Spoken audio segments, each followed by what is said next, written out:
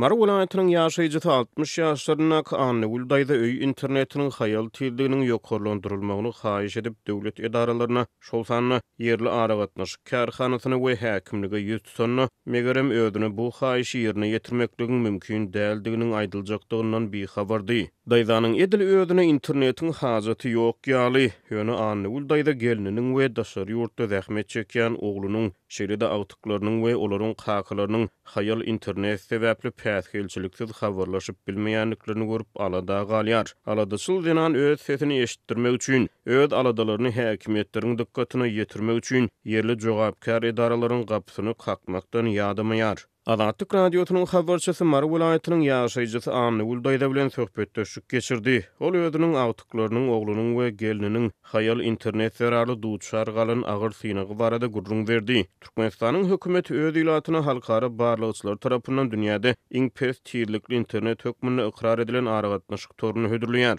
Howpsuzlyk ýagdaýlary sebäpli efirde ady Annagul daýda hökmüne üýtgedilen 60 ýaşlaryň daýdanyň ogly Russiýa Federasiýasynyň Tatarstan Respublikasynyň Kazan şäherine zähmet çekip maşgalasyny eklemäge çalışýar. Onuň ýyzda galan ýany ýoldaşy we kiçi ýaşly çağalary öz howsarlary bilen diňe internet arkaly habarlaşyp aýraçylygyň hasratyny çekmeli bolýar. Annagul daýda daşary ýurtdaky ogly bilen päsgelçiliksiz habarlaşylmagyny gazanmak üçin öýe internet çekdiripdir. Ýöne öýe çekilen internet daýdanyň sözlerine görä günnüz işlemeýär. Diňe giýje bölekleýin işleýär. Imo Messenger'e video canlary göterenok. Daşary ýurtlarda gezip beren çağalarymyz bilen internet arkaly arkaýyn habarlaşyp bilemizok. Gelinim oglum bilen habarlaşmak üçin giýje ýatman garaşýar. Giýje diňe 3:00-dan soň görleşip bolýar. Şondan soň internet 5-e çenli gowy işleýär. Çağalar kakalaryny asla görüp bilmeýär. Diýip Annagul daýda hasrat bilen gurrun berýär.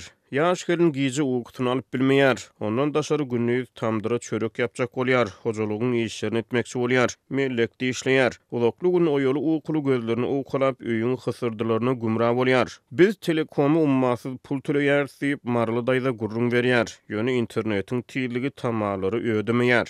2 ýyl töwereg mundan azal düýbi Britaniýada ýerleşen Cable neşriniň barlygyçylary Türkmenistanyna ýylata dünýäde iň haýal internet aragatnaşygynyň hödürlenýänligini üstüne açdy. Barlyglary görä 5 gigabaytlyk maglumaty Türkmenistanyna internetden tas 15 sagatda indirip bolýar.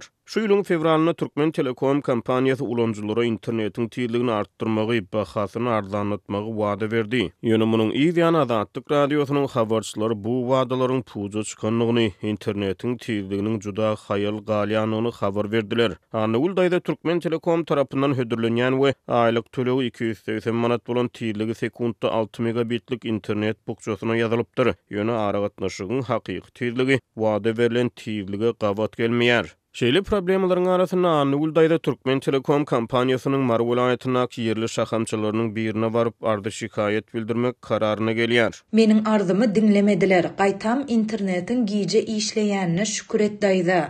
Bizde giýje de işlänok. Arzyň bize dälde häkimlige aýtdylar. Diýip marly daýda gurrun berýär. Şeýlelikde internet aragatnaşyk hyzmatyny hödürleýän döwlet kompaniýasynyň işgärleri internetiň tiyirligine öz kärhanalarynyň jogap bermeýänligini tasdiklaýar. Annagul daýda ýerli aragatnaşyk kärhanasyny özünden başga bir näçe adamyň internetiň tiyirligi bilen bagly şikaýet bilen aragatnaşyk kompaniýasynyň binasyna baranyny aýdyp sözüniň üstüne ýetirýär. Ol özi ýaly şikaýet bilen Türkmen Telekomy baran 5-6 daýda bilen jem bolup ýerli häkimlige ýüz tutmaly diýen karary gelýär. Ýöne ol ýerde hem olaryň şikaýetleri dinlenmeýär. Internetiň tiyirligine nägile raýatlary kabul eden häkimlik resmisi gaýtam daýdalary ýaňsylap kinaýaly gurrunlar bilen gaýtadan olara Türkmen Telekomy ýüz tutmagy maslahat berýär. Meniň Kazana işlemäge giden oglum 2 sany garagöz çağasy bilen internetde habarlaşyp bilenok.